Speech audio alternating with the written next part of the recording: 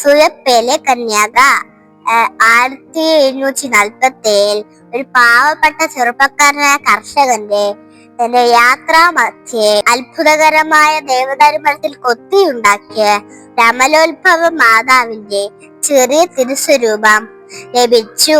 അതിനുശേഷം ഈ മാതാവിനായി 1780 ഈ മാതാവിനായി ആദ്യത്തെ കപ്പേള ആശീർവദിക്കപ്പെട്ടു. 1925 പയസ് 11 മാർപ്പാപ്പ ഈ മാതാവിനെ ഹോണ്ടുറാസ് റിപ്പബ്ലിക്കിന്റെ മധ്യസ്ഥയായി പ്രഖ്യാപിക്കുകയും ചെയ്തു.